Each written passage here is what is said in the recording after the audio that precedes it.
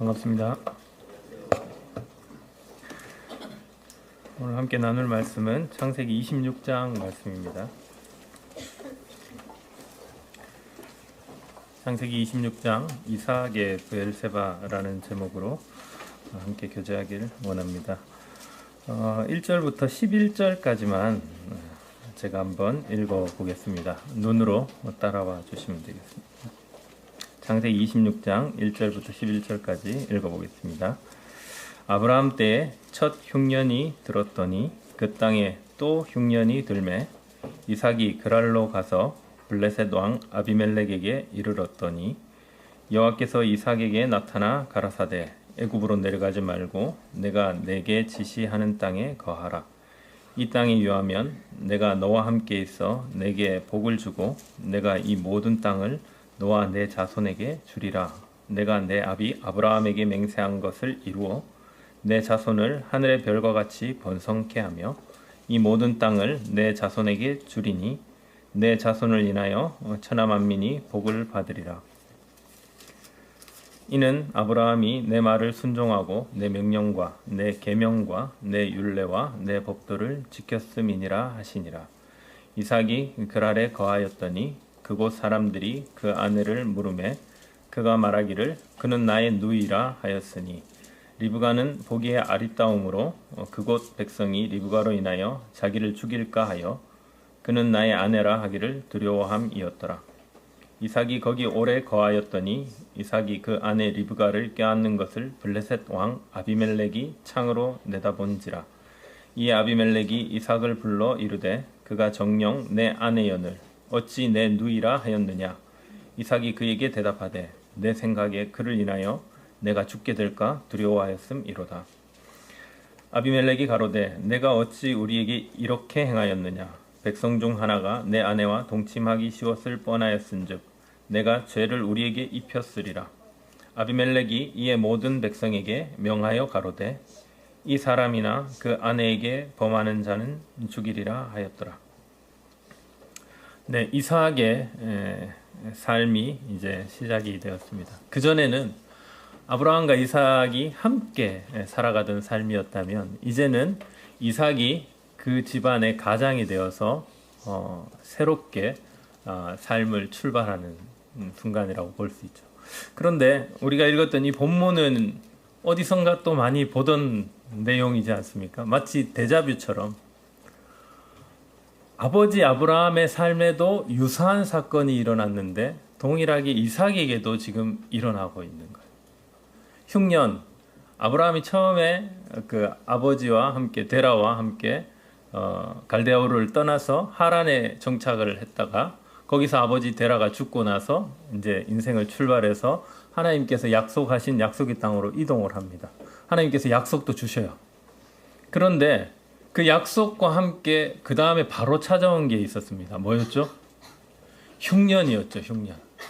그래서 약속의 땅에 도착해서 하나님의 약속을 붙들었음에도 불구하고 흉년이 바로 시작이 돼요. 아버지 아브라함이 어떤 행동을 했죠? 이집트로 갑니다. 그래서 그 이집트에서 지난번에 말씀드렸던 하갈이라는 여종도 만나게 되고 그리고 거기서 이제 자기 아내를 애굽 왕 바로에게 빼앗길 뻔한 사건이 있었죠. 근데 지금 이제 그랄 왕 아비멜렉 사건에서 이제 아버지와 똑같은 마음이었던 것 같아요. 아브라함이 애굽으로 내려가면서 불안함이 있었죠. 두려움이 있었어요. 내 아내가 너무 아름다워서 거기 가서 나한테 어떤 그 위험이 생기지 않을까 해서 아내에게 미리 얘기를 하죠. 그래서 내 누이라 해라. 실제로 거짓말도 아닙니다. 누이입니다. 그래서 그렇게 속이면서 자기의 그 안전을 보장받으려고 했었어요. 근데 하나님께서 막아주셔서 그때도 이제 거기서 이제 쫓겨나긴 했지만은 그런 사건이 있었어요. 근데 그 삶의 시작 패턴과 거의 유사하게 이삭의 삶에도 자신이 이제 아버지 없이 출발하는 그 인생에서 흉년이 먼저 찾아옵니다. 여기서 이제 기록하는 내용도 보면 모세가 쓸 때 그 아버지 아브라함 때에 있었던 첫 흉년을 언급하고 있잖아요. 첫 흉년, 아브라함 때 첫 흉년이 들었어.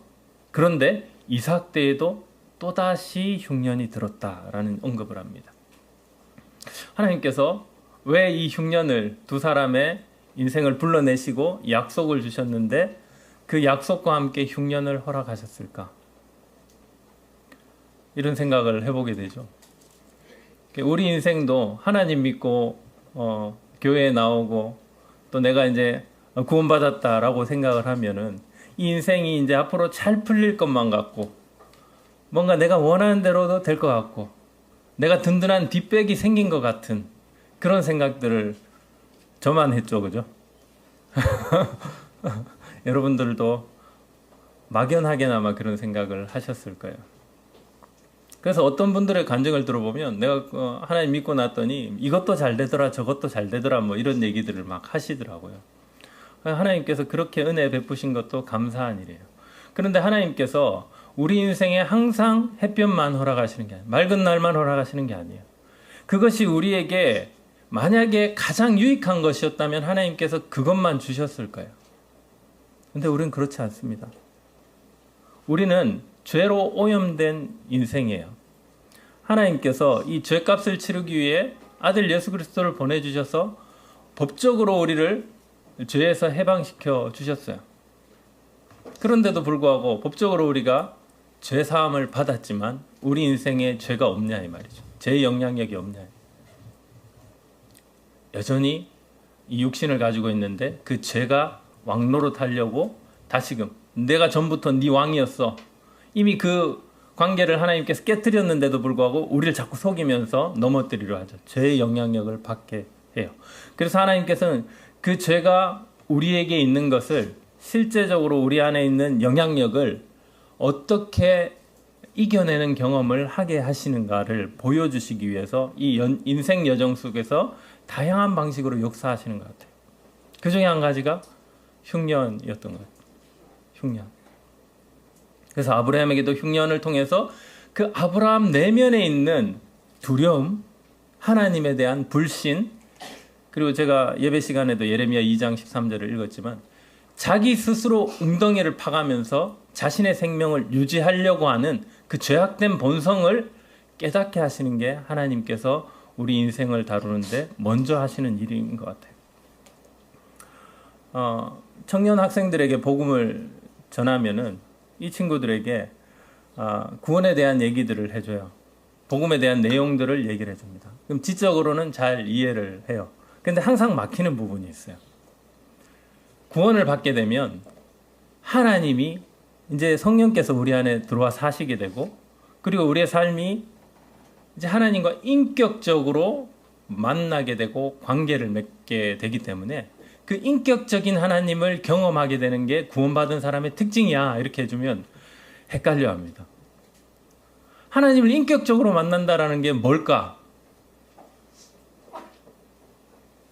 설명해 주실 수 있나요? 그 느낌적인 느낌은 다 있으시잖아요, 그죠? 하나님께서 내 삶에 인격적으로 찾아와 주시고 내 삶을 터치하신 경험은 있는데 이걸 청년 학생들에게 말로 설명하자니 굉장히 어렵다. 그런 경험 없으신가요? 자녀들이 그렇게 도대체 하나님을 인격적으로 만난다는 게 뭐야? 내 삶에 하나님께서 살아 계신다라는 것을 내가 경험한다는 게 뭐야? 그게 뭐 신비로운 체험인가? 뭐 이런 생각들을 하잖아요. 구약에서는 하나님께서 그렇게 특별하게도 뭐 꿈을 통해서도 나타나시고 음성을 통해서도 만나주시고 또 그 사람처럼 이렇게 모습이 보여지도록 해서 나타나시기도 하고 천사를 통해서도 말씀하시기도 하고 이런 일들이 있어요. 근데 오늘날은 하나님께서 그런 방식이 아니고 어떻게 우리에게 인격적으로 다가오시는 것 같아요. 그거를 우리 자녀들에게, 우리 다음 세대에게 알려줘야 되잖아요. 저도 이 부분에 대해서 많은 고민들을 해봤어요. 근데 하나님께서는 우리 삶에 찾아와서 역사하시는 게 우리가 정말 자연스럽게 하나님을 알아가게 하시는 것 같아요. 달라지는 게 뭐냐? 거듭났을 때 우리 안에 성령이 찾아오시죠. 성령께서 찾아오셔서 우리 마음 속에서 변화를 일으키세요. 예를 들면 그전엔 죄로 여겨지지 않던 게 죄로 여겨져요. 그것이 성령께서 우리 안에서 야 저게 너를 망가뜨리는 죄야. 그게 그전에는 네가 괜찮고 자연스럽고 당연히 다른 사람이 하니까 너도 해도 되는 것처럼 얘기하지만 그렇지 않아. 그것이 죄야. 너를 무너뜨리는 거야. 이런 생각들, 이런 마음들이 들게 하시는 게 바로 성령께서 우리 마음 안에 찾아오셔서 우리 마음에 빛을 비춰주시기 때문에 보여지는 것들이라는 거죠. 저는 그게 안 보였어요. 근데 그게 보이니까 죄가 찾아오려 할 때 우리 마음에 부딪힘이 생기는 거죠. 우리 마음에서 더 선명히 얘기하세요. 또 때로는 그게 그냥 내 양심의 가책일까? 뭐 이런 생각들을 할 수도 있는데 시간이 지나면 지날수록 하나님께서 그 죄에 대한 민감성을 더 선명하게 보여주시는 경험들을 하죠. 그러면서 이것이 하나님께서 내 마음에 찾아오셔서 내게 새로운 기준을 보여주신 거구나. 하나님 안에서 선하다는 게 무엇인 걸 알게 해주시는구나. 이런 것들을 선명히 알게 되죠. 그게 우리 마음에 변하고 인격적으로 찾아오시는 거죠. 그리고 나서 우리 마음에서 이게 정말 하나님의 말씀일까? 하나님께서 뜻하신 걸까? 알고 싶으면 어떤 마음이 생기죠? 하나님의 뜻을 더 정확히 알고 싶어서 찾게 되죠. 그 찾게 되는 것이 바로 말씀인 거죠. 계시된 말씀. 하나님께서 우리에게 필요해서 우리 삶을 비추시려고 하는 하나님의 뜻을 보여주시는 이 말씀인 거예요. 말씀으로 계속 얘기를 해주세요. 내 마음에 있는 것이 죄구나. 내가 전에는 이걸 당연시 여겼지만 이게 죄구나를 알게 해주시는 거고 그 말씀을 통해서 내가 더 확증하게 되고 하나님께서 그렇게 뜻하시는 거구나. 그리고 나서 그 하나님의 뜻을 알게 되면은 우리가 어떻게 되죠? 두드리게 되죠. 주님, 하나님의 뜻을 제가 이제 알았으니 그 뜻대로 살 수 있는 힘을 주세요. 순종하고 싶어하는 마음과 그것을 달라고 주님께 구하는 게 돼요. 그게 주님께 구하는 기도가 되는 것이죠. 그래서 우리의 마음을 변화시키시고 그리고 하나님의 말씀을 찾게 만드시고 그리고 하나님 아버지께 구하게 만드시는 이것이 하나님과 우리의 교제의 관계라는 거예요. 이게 인격적인 만남인 거죠. 이삭의 삶에서 하나님께서 흉년이라는 사건을 통해서 그 사건을 제 건 줄 알았습니다. 이 흉년이라는 사건을 통해서 하나님께서 어떤 분이신가를 알려주시고 이삭이 하나님의 뜻을 어떻게 찾아야 될까를 훈련시키시고 그 다음에 하나님께서 살아계신 것을 그 삶에서 끊임없이 다양한 방식으로 알려주시기 위해서 이삭의 삶에 흉년으로 출발하는 사건을 주신다는 겁니다. 이삭이 흉년이 들었을 때 어떤 마음을 가졌을 것 같아요? 어떻게 이 흉년을 해결할까? 과연 이 흉년을 해결하는 방식을 하나님과 함께 고민을 했을까요? 하나님께 물어봤을까요? 제가 어떻게 하는 게 좋을까요? 아브라함은 또 어떻게 했죠? 아브라함이 처음에 부름을 받고 약속도 받았는데 왜 이집트로 갔을까요? 그의 마음에 이집트로 가면 이 흉년을 피할 수 있겠다라는 생각이 먼저 들었을 겁니다. 그것이 우리의 일반적인 마음이에요. 내 삶에 어떤 흉년과 어려움이 찾아올 때 우리는 어떻게 반응하죠? 먼저는 이 문제를 어떻게 해결할까에 온통 초점이 되어 있어요. 이 문제는 하나님 섬기는 것과는 다른 문제라고 우리는 생각하기 쉽습니다. 흉년은 흉년. 그러니까 하나님께서 내 인생을 허락했으니까 나보고 해결하라고 했는가 보다 어쩌면 이런 마음들이 우리가 기본적으로 돼 있는지도 모르겠고 또 한 가지는 우리는 하나님이라는 우리 인생의 가장 훌륭하신 주인과 목자이신 그리고 아버지이신 그 하나님을 떠나서 자기 스스로 이 삶을 해결해야 된다라는 것이 기본적으로 우리에게 탑재되어 있는 죄악된 본성의 습관입니다. 그러다 보니 하나님을 찾는 거나 하나님을 찾는 것대로 또 하나님을 예배하는 건 하나님을 예배하는 것대로 놔두고 또 하나님께서 내게 약속해 주신 것은 그건 언젠가 되겠지라고 막연하게 놔두고 이 인생의 현장에서 내가 겪는 문제는 여전히 내 죄악된 본성이 반응하는 대로 이 문제를 어떻게 할까? 이걸 어떻게 해결하면 좋을까? 내가 혼자 씨름해서 해결하려는데 우리는 익숙해져 있습니다. 그게 바로 터진 웅덩이를 파는 우리의 습관인 거죠.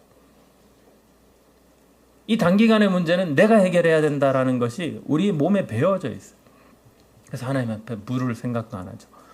아브라함은 그냥 갑니다. 가서 그 모든 일들을 경험하고 부끄러움을 당하고 이집트에서 쫓겨나죠. 그럼에도 불구하고 하나님께서 그 인생을 끌어가면서 계속 아브라함의 삶에서 결국 알려주신 것은 네 인생을 책임지는 건 나야. 너의 모든 어려움들을 나에게 내어놓고 내가 어떻게 너를 이끌어가는지, 그리고 약속의 땅에 너를 어떻게 인도하는지, 내 후손들을 내가 어떻게 지켜가는지 너는 나에게 맡겨라. 그러니까 주인이 바뀌는 게 바로 구원받은 삶인 거예요. 그래서 나중에 아브라함이 결국 모리아산에서 이삭을 어떻게까지 하죠? 그가 훌륭한 믿음을 처음부터 가져서가 아닙니다. 모리아산에게 올라가게 만드신 것은 그 삶의 여정에서 하나님께서 불러내서 흉년을 만나게 했을 때 엉터리같이 이집트로 가서 방황하던 그 인생까지도 하나님께서 찾아가셔서 한 단계 한 단계 이끌어 가셔서 나중에는 지금 이제 이삭의 아비멜렉을 만나는 이 사건과 유사한 사건도 또 있었죠. 그랄 왕 아비멜렉과 또 언약을 하게 되는 사건이 있었는데 그렇게 한 단계씩 한 단계씩 인도해 가세요. 그래서 아브라함의 삶을 추적해 가면 하나님께서 조금씩 아브라함에게 하나님을 더 믿을 수 있는 믿음을 주시는 모습들을 경험하게 됩니다. 그러니 결국 모리아산에서까지 하나님께 계획이 있을 거야. 하나님께서 무엇인가 내게 알게 하시기 위해서 이것을 하라고 하셨을 거야. 그 마음을 가지고 모리아산에 올라갔을 때 하나님께서 여호와 이레를 경험하게 하십니다. 네 인생은 네가 준비하고 네가 해결하는 게 아니고 내가 한다. 이거를 알려주신 게 모리아산의 사건이었던 거죠. 동일하게 이삭의 삶의 흉년도 하나님께서 아브라함과 비슷한 패턴으로 너의 인생을 나에게 맡겨라.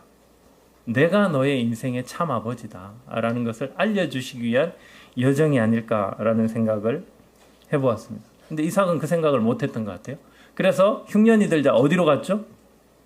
그랄이라는 쪽으로 갔어요. 그랄은 지금으로 보면 이스라엘의 그러니까 남서쪽입니다. 지중해 쪽에 가까운. 그러니까 그쪽은 조금 더 이제 흉년이 안 들고 비옥한 땅이었던 것 같아요. 그쪽에는 아직 흉년이 들지 않으니까 이제 이삭이 그리로 이동을 합니다. 하나님과 뭐 상의하고 아직 이런 건 잘 안 해봐서 못했는 것 같아요. 그래서 그냥 그리로 간 거예요. 흉년으로 갔는데 하나님께서 그랄로 갔을 때 아브라함에게 찾아오셔서 말씀을 하시죠. 그리고 이렇게 얘기해요. 애굽으로 가지 마라. 그리고 내가 지시하는 땅에 머물러라. 그 땅이 바로 그 그랄과 그 가나안 지역이었던 거죠. 거기에 머물라고 하십니다. 이삭의 마음에 애굽으로 갈 생각까지도 있었던 것 같아요. 그러니까 우리 마음에 그런 마음이 드는 거죠. 내 문제를 어떻게든 해결할 수 있는 방법들을 찾게 되면 주변의 소리들을 많이 듣게 돼요. 세상적인 방식, 또 그 전에 사람들이 이런 문제 앞에서 어떻게 했을까? 특히 이제 이삭 같은 경우에는 들어온 얘기가 있겠죠.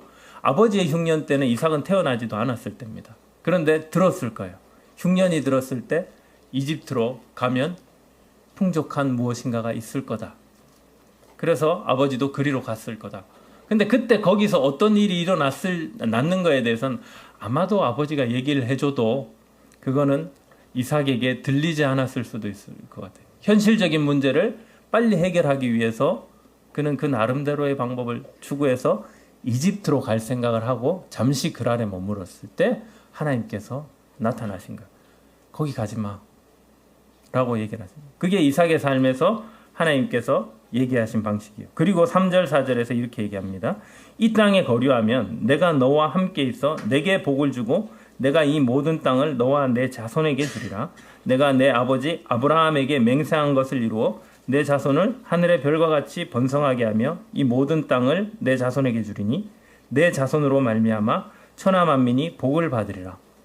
흉년에 이제 그랄 쪽으로 가긴 갔지만 그 이후에 나오는 내용을 보면 자기의 본거지가 아니다 보니 이 이삭이 그랄로 간 것도 굉장히 불안한 상황이었던 것 같아요.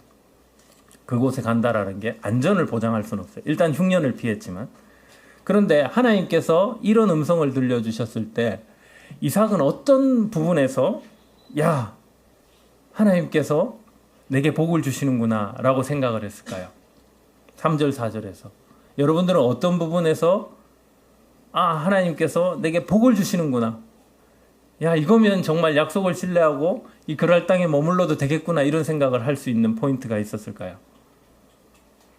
이른바 방점이라고 하죠.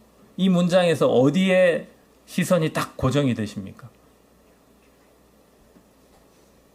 뭐가 복 같아요? 네, 말들을 안 하시는군요. 다 좋은 얘기들이잖아요. 내게 복을 주고 너와 내 자손들, 지금 이제 이삭의 두 자녀도 태어난 상황인데 내 자손들까지도 책임져 주시는 얘기를 하시고, 또 아버지 아브라함에게 맹세했던 그 언약을 내가 너를 통해서 이루겠다라고 약속을 해주셨고, 또 너로 인하여서, 너와 내 자손으로 인하여서 천하 만민이 복을 얻을 것이다. 이런 얘기를 들으면은 야, 하나님께서 정말 거대한 일을 나를 통해서 뭔가 하실 것 같은 이런 기대감 같은 게 생기지 않습니까?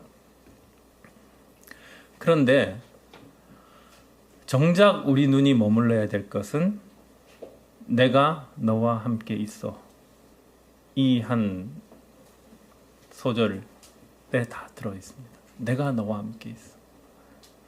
그 뒤에 것들은 사실은 우리 마음에서 원하는 어떤 욕구? 이런 것들이 잘 반영된 것 같아요. 하나님께서는 정말 이삭과 우리 인생에 주시려 하는 것은 하나님이 우리와 함께 계신다라는 걸로 끝입니다. 우리를 지으신 그 하나님께서 우리와 함께 하시겠다라고 약속하시고, 우리 안에서 생겨나야 될 모든 아름다움을 하나님께서 우리 안에서 발현시키신다라는 게 사실은 우리에게 가장 큰 복이에요. 그런데 우리는 인생에 워낙 찌들게 살다 보니 이 인생에서 내가 부유해지고 내가 강성해지고 내 후손들이 대대에 풍요로워지는 이것에 온통 우리의 시선이 가 있다라는 거예요. 근데 하나님께서 아브라함에게도 약속하셨지만 그 아브라함의 후손들이 복받는다라는 게 결국 뭐든가요? 우리입니다. 우리. 믿음으로 하나님의 백성이 된 우리가 아브라함의 후손들이에요. 하나님께서 약속하신 진짜 복이라는 것은 이 땅에서의 그냥 하나님께서 그림자로, 영원한 것을 설명하기 위해서 그림자로 보여주신 그거, 그 가나안 땅에서 우리가 강성해서 이스라엘을 아무도 넘보지 않는 그 땅을 소유한 것이 우리의 복이다, 이걸 알려주시는 게 아니에요. 영원한 것들을 누리게 하시는 게 하나님의 목적지인데, 그런데 아마도 이삭은 이 얘기를 들었을 때 우리와 똑같이 그래, 이 땅에서 그래도 하나님께서 아버지에게 약속하셨던 것들을 주시려나 보다 라는 마음, 기대를 가지고 그 땅에 머물렀던 것 같아요. 그 아래 머물렀어요. 이삭이 하나님의 말씀을 순종했습니까? 안 했습니까? 순종했습니까? 안 했습니까? 제가 어려운 문제를 냈나요? 순종했죠. 머물라 그랬잖아요. 머물라 했으니까 머물렀어요. 근데 이삭이 순종한 것, 그것을 하나님께서 잘했다, 그렇게 내 말에 순종했구나, 여기까지 학습시키려고 이러한 명령을 주셨을까? 아니면 하나님께서는 이상의 삶에 더 큰 무엇인가 큰 그림을 가지고 계실까를 그 뒤부터 찾아보도록 하겠습니다. 6절 7절을 한번 읽어보겠습니다. 이삭이 그랄에 거주하였더니 그곳 사람들이 그의 아내에 대하여 물으매 그가 말하기를 그는 내 누이라 하였으니 리브가는 보기에 아름다움으로 그곳 백성이 리브가로 말미암아 자기를 죽일까 하여 그는 내 아내라 하기를 두려워함이었더라. 아버지 아브라함에게 있었던 두려움과 똑같은 두려움을 이삭에게서도 발견할 수가 있죠. 하나님의 음성도 들었고 약속도 들었고 하나님께서 거기 머물라 하는 그 명령까지도 순종을 했는데도 불구하고 그 마음 가운데는 두려움이 있었어요. 하나님을 신뢰하는 순종이었습니까? 겉으로 보기에는 순종한 것 같지만 그는 하나님도 어찌할 수 없는 두려움의 영역이 있다고 말하는 것과 똑같은 행동을 하죠. 하나님께서 그런 약속을 해주셨지만 당장 내 목숨이 위험할 수도 있어. 우리 가정에 위험이 찾아올 수도 있어. 그걸 해결해야만 해. 라는 마음이 이런 뭐 이렇게 프로세스처럼 한 단계 한 단계 생각을 했을지는 모르겠어요. 근데 적어도 이삭 안에서 두려움이 아주 싹 트듯이 확 올라왔죠. 그래서 그가 행동했던 게 즉흥적으로 반응한 거는 내 누이다라고 얘기를 한 거예요. 하나님께서 왜 그 땅에 이삭을 머물러 두셨을까요? 이삭의 마음 가운데 두려움을 깨닫게 하십니다. 제가 서두에 하나님께서 우리 마음 안에 인격적으로 들어오시면 어떤 변화가 일어난다고 말씀드렸죠? 죄를 보게 하십니다. 이삭 마음 가운데 두려움을 발견케 하세요. 이렇게 하고 나서 우리는 이렇게 실패를 하는 것 같아요. 매번 내가 실패하고 나서 깨닫는 것 같아요. 안타깝지만 이게 저의 현실이고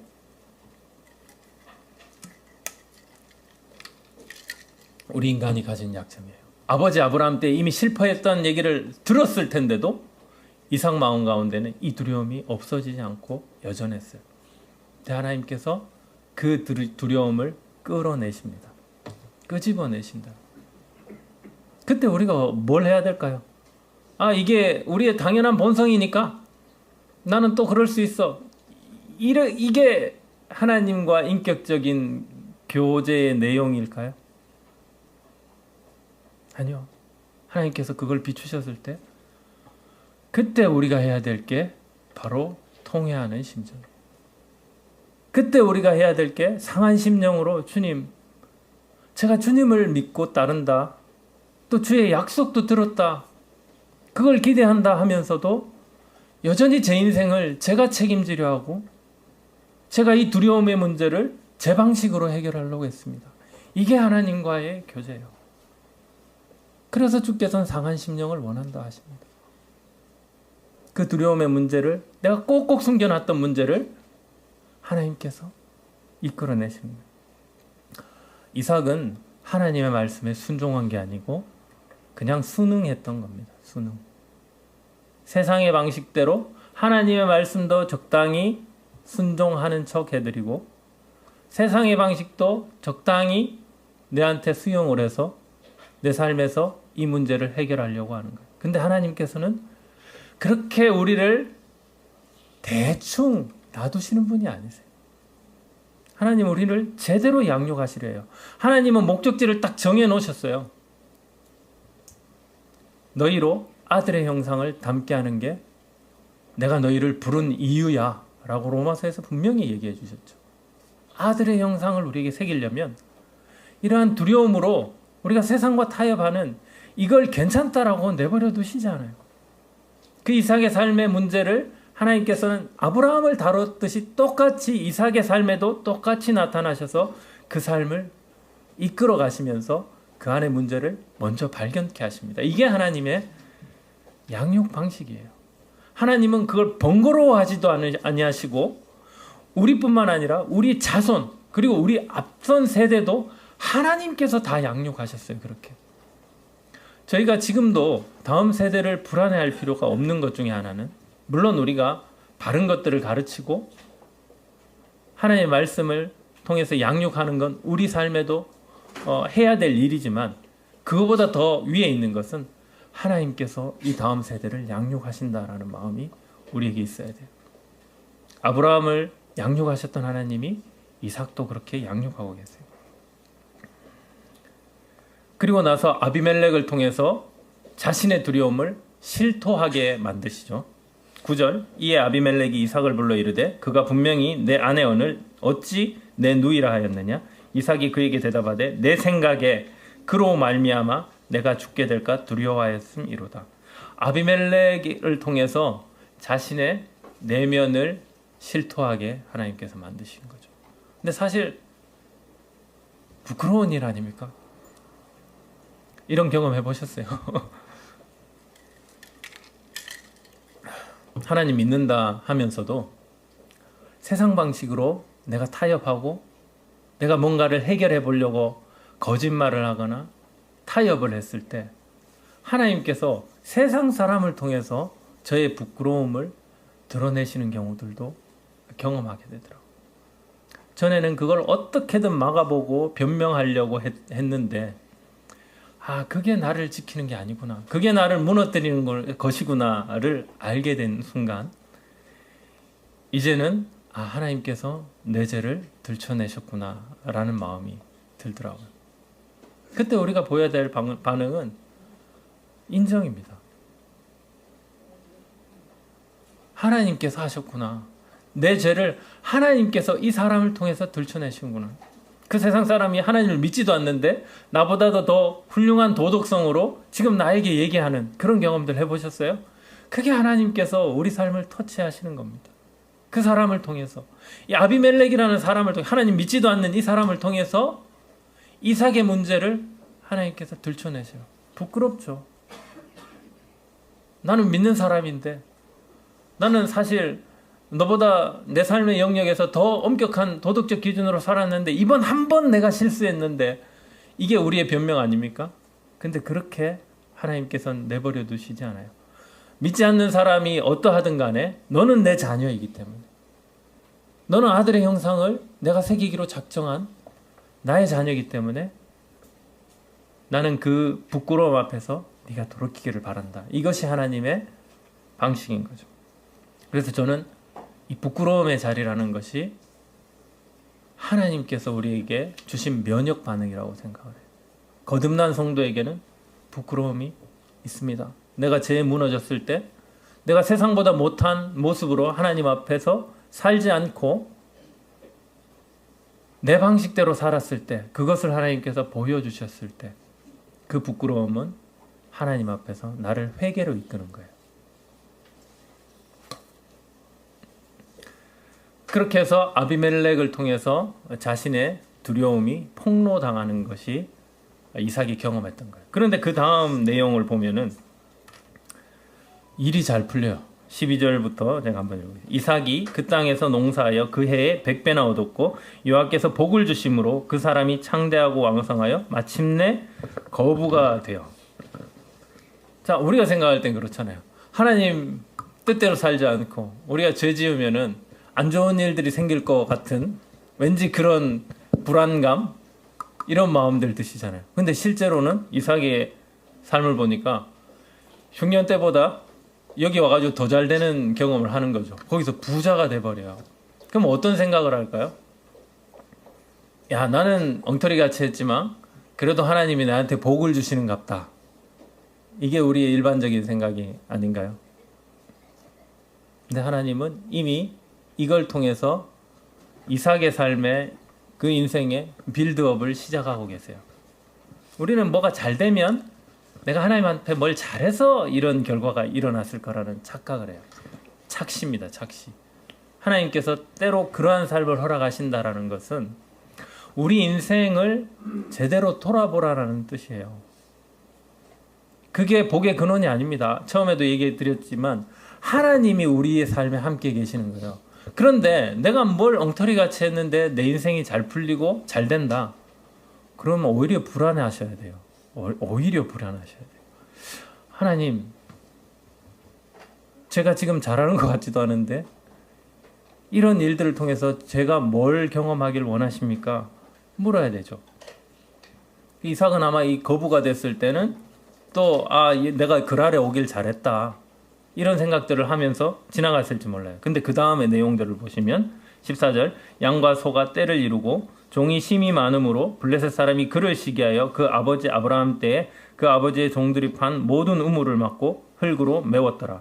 아비멜렉이 이삭에게 이르되 내가 우리보다 크게 강성한즉 우리를 떠나라. 이삭이 그곳을 떠나 그랄 골짜기에 장막을 치고 거기 거류하며 그 아버지 아브라함 때에 팠던 우물들을 다시 팠으니 이는 아브라함이 죽은 후에 블레셋 사람이 그 우물들을 메웠음이라. 이삭이 그 우물들의 이름을 그의 아버지가 부르던 이름으로 불렀더라. 갈등을 부유해지니까 그 부유함으로 인해서 갈등이 유발이 되는 거예요.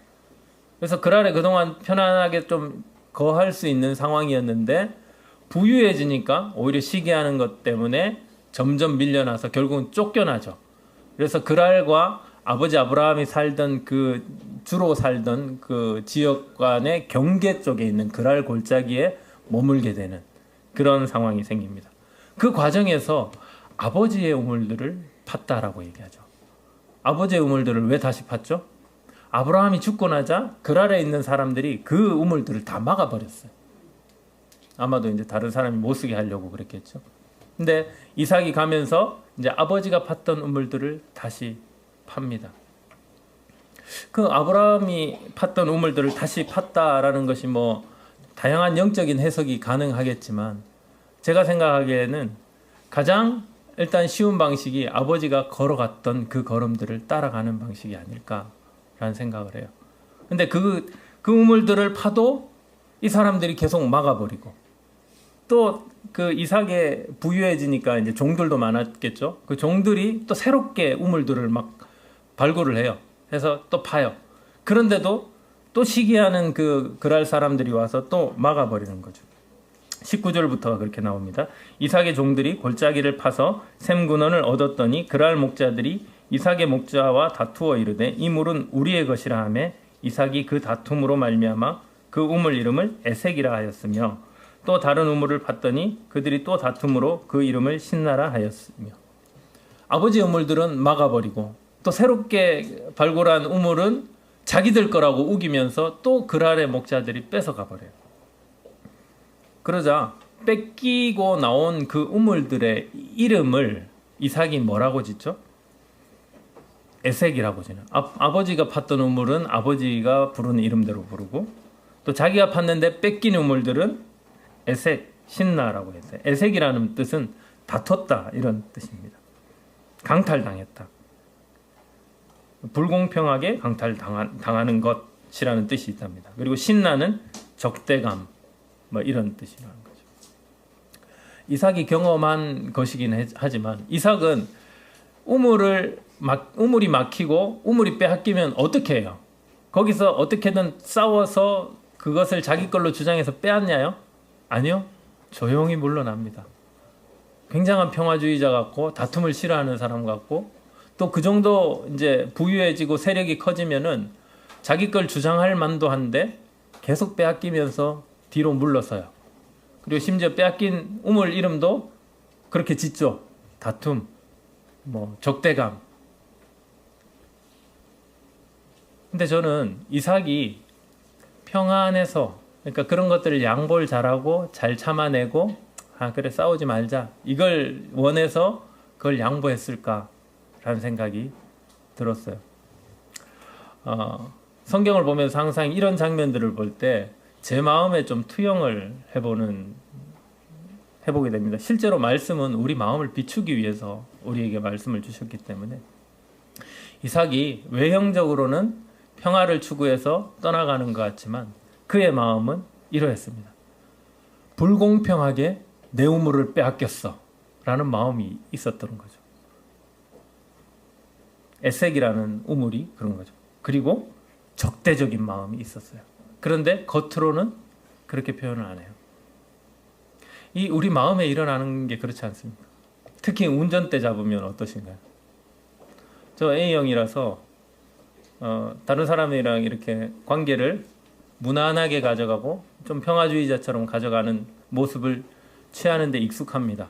근데 운전대를 잡으면 운전하다가 급격히 끼어들기를 하거나 또 내가 가고 있는데 내 앞을 이렇게 가로질러서 가게 되면 제 속에서 그냥 올라오는 감정이 있어요.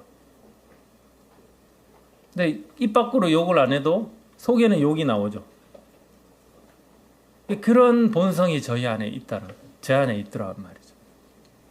이삭은 이 갈등 상황을 피해서 가기는 하지만 그 마음에서 진짜로 양보하고 또 하나님께서 내 삶을 책임져 주시기 때문에 이런 다툼보다는 그래 이걸 양보하고 가면 좋겠다. 혹은 또 그 사람들이랑 이야기를 통해서 화평을 추구하면 좋겠다. 이런 마음이 아니라 그 다툼이 싫어서 그냥 그 자리를 피해서 가는 거예요. 싸우기 싫어서. 그렇지만 그 마음은 싸우고 있는 거죠. 욕하고 있는 거죠. 적대적인 거죠. 이삭의 마음 중심을 하나님께서는 이런 사건을 통해서 하나씩 하나씩 들춰내시는 것 같아요. 우리 마음에 이런 죄악이 있구나. 저는 그래서 하나님께서 우리 마음에 들어와 사실 때 지금 살고 계시잖아요. 이 마음이 다 들켜지는 거라는 생각을 합니다. 겉으로 사람들한테 아무리 내가 평안한처럼 이렇게 위장을 해도 내 속 안에서는 그 죄악과 분노가 들끓고 있잖아요. 내 방식대로 그 분노를 해결하고 있잖아요. 그런데 그 분노의 마음이 드는 순간까지도 하나님이 내 마음 안에 계신다라는 것을 우리가 기억한다면 그 하나님께 내 분노의 마음도 쏟아놓고 또 하나님께서 해결해 주실 수 있도록 주님 이럴 때 어떻게 하면 좋을까요? 이런 게 가능하게 되겠죠. 그래서 이삭의 삶에 하나님은 굉장히 깊숙이 들어가시려고 이런 삶으로 그를 이끌어 가시는 거예요. 그 빌드업을 하셔서 이삭을 계속해서 이끌어 가시는 거죠. 그래서 결국 어디까지 이끌어 가시죠? 23절 이삭이 거기서부터 브엘세바로 올라갔더니 그 밤에 여호와께서 그에게 나타나 이르시되 나는 내 아버지 아브라함의 하나님이니 두려워하지 말라. 내 종 아브라함을 위하여 내가 너와 함께 있어 내게 복을 주어 내 자손이 번성하게 하리라 하신지라. 하나님의 약속을 다시 한번 얘기하시는데 어디서 하시냐면 브엘세바. 브엘세바는 창세기 21장에 아브라함이 지금 나오는 이삭과 언약했던 이 아비멜렉 말고 그 전 세대 아마 아비멜렉이었던 것 같아요. 그러니까 아비멜렉이라는 이름이 사람 이름이 아니고 이집트의 왕을 파라오라고 부르듯이 그랄의 왕을 아비멜렉이라고 불러요. 그리고 아비멜렉과 함께 나오는 비골, 군대 장관 비골이라는 용어도 21장에 그대로 등장합니다. 그 장군을 칭하는 일반적인 직급 칭호가 비골이었던 거죠. 그래서 브엘세바는 아버지 때에 그 전 세대의 아비멜렉과 비골이 있을 때 언약을 한번 했던 곳이에요.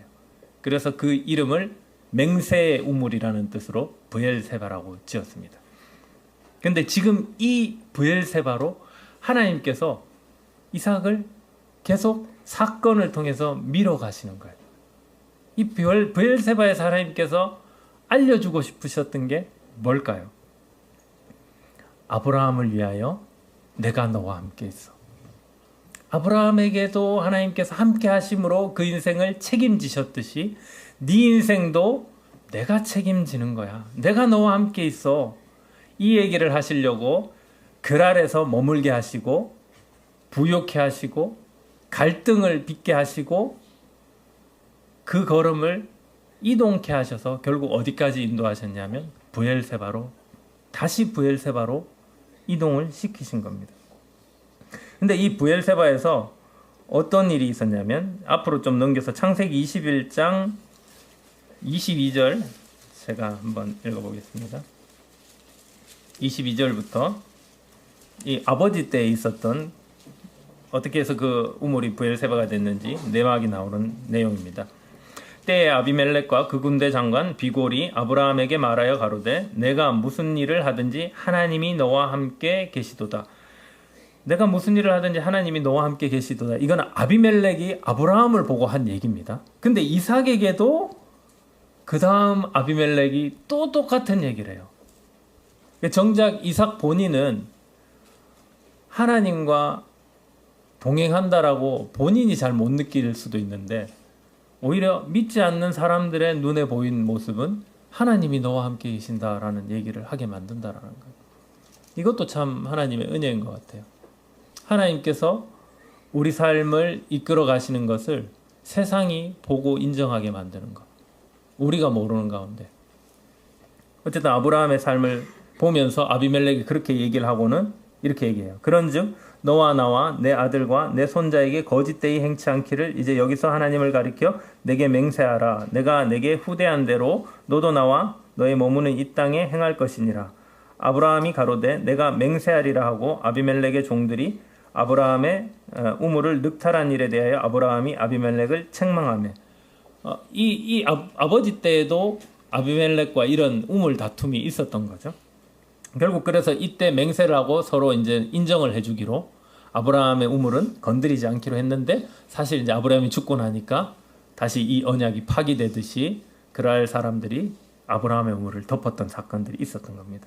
근데 어쨌든 이 브엘세바에서 언약을 체결한 다음의 내용이 더 중요한데 31절부터 제가 읽어보겠습니다. 두 사람이 거기서 서로 맹세하였으므로 그곳을 브엘세바라 이름하였더라. 그들이 브엘세바에서 언약을 세우며 아비멜렉과 그 군대 장관 비골은 떠나 블레셋 족속의 땅으로 돌아갔고 아브라함은 브엘세바에 에셀나무를 심고 거기서 영생하시는 하나님 여호와의 이름을 불렀으며 이게 중요한 겁니다. 아브라함은 그 아비멜렉과의 언약 뒤에 진짜 자신을 지키시는 그 하나님을 주목했어요. 그래서 거기에다 에셀나무, 사시사철 푸른 잎을 내는 에셀나무, 안식을 타는 그 에셀나무를 그 브엘세바 옆에 심고는 영생하시는 하나님의 이름을 불렀더라. 자신의 삶을 지키시는 그분이 하나님이신 것을 아브라함이 그 맹세의 우물을 통해서 발견한 거죠. 경험하게 된 거죠. 우리가 생각할 땐 그냥 세상과의 계약 관계 때문에 아브라함이 이제 아비멜렉과 충돌이 없겠다라고 생각할 수 있지만 아브라함의 시각은 그게 아닙니다. 이 가운데서 하나님이 나를 지켰구나. 믿지도 않는 사람들이 나를 보고 너의 삶에 하나님이 함께 계시구나 라는 고백을 하게 만들었고 그들이 오히려 요청을 해서 앞으로는 이런 문제가 생기지 않게 하겠다라고 얘기를 하는 그 경험들을 하면서 하나님이 내 삶을 보호하시는 거구나. 영원히 변치 않는 이 하나님이 내 삶을 지키시는 거구나. 아브라함이 경험했다는 거예요. 그 현장에 하나님께서 이삭을 다시 끌고 가신 거예요. 뒤로 다시 넘어와서 26장이 그걸 말하는 거죠.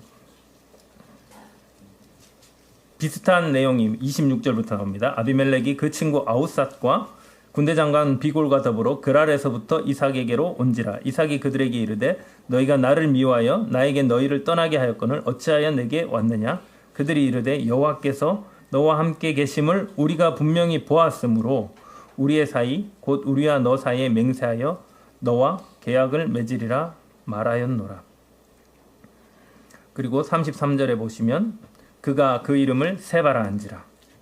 세바는 맹세라는 뜻입니다. 그러므로 그 성읍 이름이 오늘까지 브엘세바더라. 아브라함의 하나님이셨던 그 하나님께서 이 브엘세바를 통해서 하나님께서 이 언약을 지켜가시는 분이시라는 것, 내 삶을 붙들고 계시는 분이라는 것, 그리고 내 삶에 그 하나님께서 함께 하신다라는 것을 이 브엘세바를 통해서 아브라함에게 경험케 하셨다면 그 다음 세대 이삭의 삶에도 하나님은 똑같이 그 현장으로 이끌어 가시는 거예요. 근데 그 현장에 이끌어 가시는 하나님의 손길을 보면 너무나 자연스럽게 그 인생에 개입하셔서 그 삶에서 이삭으로 하여금 생각하게 하시고 자신의 마음이 들키게 하시고 그리고 하나님께서 어떻게 자신을 보호하는지를 보게 하셔서 이삭이 그 인격적인 하나님 앞에 자신의 인생을 점점 더 믿음으로 맡겨갈 수 있게 역사하신다는 거죠. 오늘 우리를 잘 살펴보십시오. 처음 내가 하나님을 믿었을 때 내가 하나님을 온전히 알았다라고 말할 수 있었을까요? 아니요. 그때는 뭔가 막연하게 하나님께서 내 삶에서 모든 것들을 다 좋게 해주실 거라는 기대를 가지고 출발했지만 우리도 이삭과 동일하게 흉년도 경험하고 갈등도 경험하고 내 것을 빼앗기기도 하고 또 내 속에 분노를 경험하게도 됐죠. 그런데 그런 과정 속에서 하나님께서 끊임없이 위로하시고 또 어떨 때는 책망하시고 또 어떨 때는 격려하셔서 하나님을 점점 더 우리가 선명하게 알아갈 수 있게 역사하셨기 때문에 오늘의 우리가 있는 것입니다. 앞으로의 남은 인생도 하나님께서 그 하나님의 언약을 신실하게 지킬 그 그리고 그 하나님의 언약의 셈이 얼만큼 우리에게 참된 생명인지를 알게 하시기 위해서 우리 인생의 브엘세바로 우리를 인도해 가실 겁니다.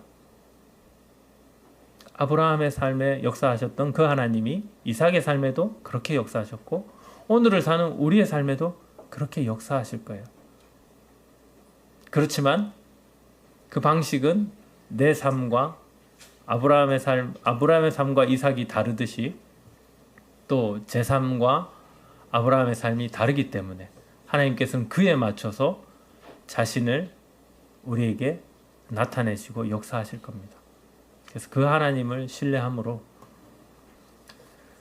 이삭의 브엘세바가 있었다면 오늘 내 삶에 브엘세바로 인도하시는 그 하나님을 여러분들 경험하시고 내 마음에 계속 역사하시고 나와 함께 있고 싶어 하시는 그 하나님을 우리가 주목하여 보고 그분께 내 인생을 맡기는 우리 모두가 되었으면 좋겠습니다. 기도하고 마치겠습니다. 아버지 하나님, 저희의 눈이 둔하고 저희의 귀가 둔하고 저희의 마음 가죽이 두꺼워서 하나님께서 저희 삶을 터치하시고 이끌어 가시고 또 저희 삶에 자신을 나타내 주실 때 저희가 깨닫지 못하고 여전히 죄의 습성대로 살았던 저의 모습을 이 시간 고백하게 됩니다. 주님, 그러한 저희를 포기하지 아니하시고 언약에 신실하신 하나님께서 다시 그 언약을 상기시키시는 자리로 저희를 인도해 주시고 하나님의 신실하심을 변치 않으심에 감사드립니다.